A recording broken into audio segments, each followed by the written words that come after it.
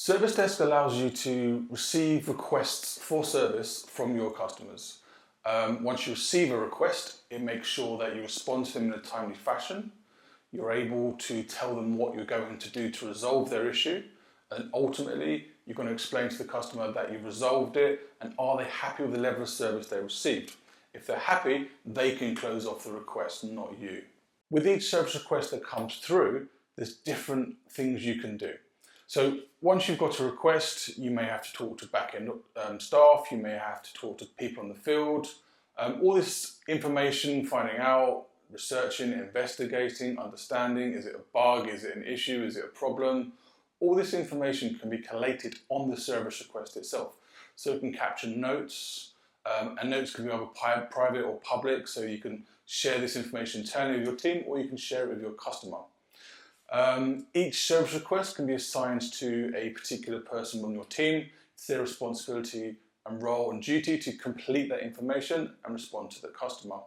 Sometimes a service request will require you to have sub-actions. In this case, we call these sub-actions tasks.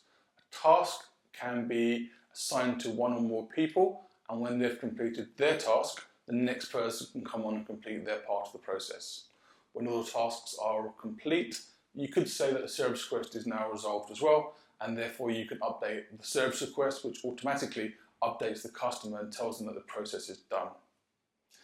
When you're completing a service request, there may be other service requests from other customers that resolve the same issue.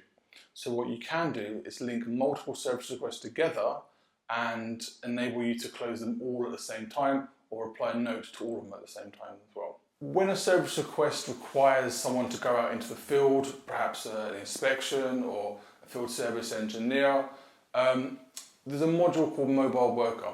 So the service requests themselves can be assigned to someone out in the field. They can pick all this information up on their mobile device, respond to it, capture it, complete notes, take photographs or videos, and anything they do also be uploaded onto the service request, which can be shared internally with your team or can be shared with the customer respectively. Once you've received the service request, you can do many things. So one of the key features of this platform is that you can send SMSs straight from the service request. So if there's a quick note or a quick information request, you can just create the note, press send, and you can SMS those details straight to the customer. One of the big features of what we try to achieve is to minimize the amount of work you have to do. So once you've collated the information on the service request, you can pull that information together and you can generate a document. That document can be created as a PDF, Word document, or an XML file, which can be attached to the service request and then sent all the way through to the customer. We try to make sure we audit everything we do. So once you've created a document, the platform knows who done that, and then if you send that document to the end customer, it also captures the date, time, what email address, and who sent what. The more information that's collated via the platform, the better auditing capabilities you'll have. Through the life cycle of a service request, the status may change. So the status should reflect what stage of the process you're in. So when you first receive a service request, it's recommended advice that the status is open. So no one's looked at it and it's brand new on the system. When an agent picks up the service request, they can change the status, ideally to work in progress. One, this lets the organisation know where that person is on that process, and two, it lets the customer know that someone's picked up the information, they're reviewing it and they're understanding what to do. After this, they can go back to the customer, request further information, then create an action plan or so forth. At each stage of the process, and these are all fully configurable to meet your exact requirements, the customer is able to see what's going on, the organisation understands where we are, and you progress through each area. Ideally, as it changes through one status, you can change the owner, so different owners can be responsible for different status transitions.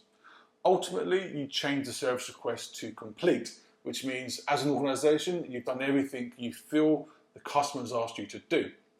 We always try to push the concept that the customer has the final closure procedure.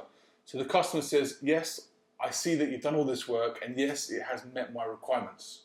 So they close off the service request, not the organisation. Once a service request is on the system, you're able to assign it to an owner. Now this owner is responsible for delivering the outcomes of this request. So if I own a service request, it's my job to make sure it gets completed. Now I may create tasks, I may involve different people, but ultimately I am the owner.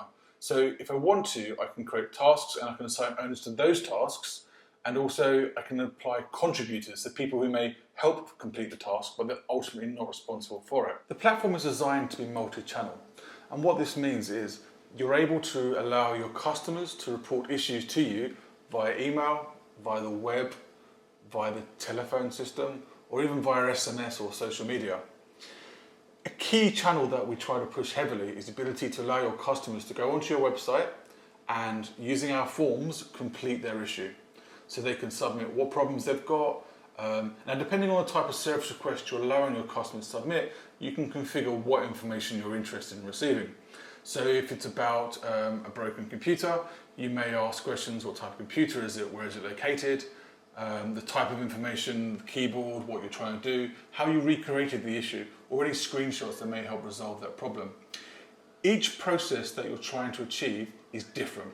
So we allow you to configure each process to meet your requirements. Once you've configured the forms, there's different things you can add, what we call plugins. Common plugin that everyone likes to use is the ability to attach files.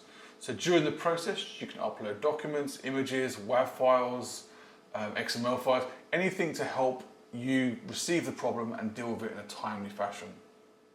Another core concept is the ability to locate issues. So not all of your customers will have a problem in a certain issue.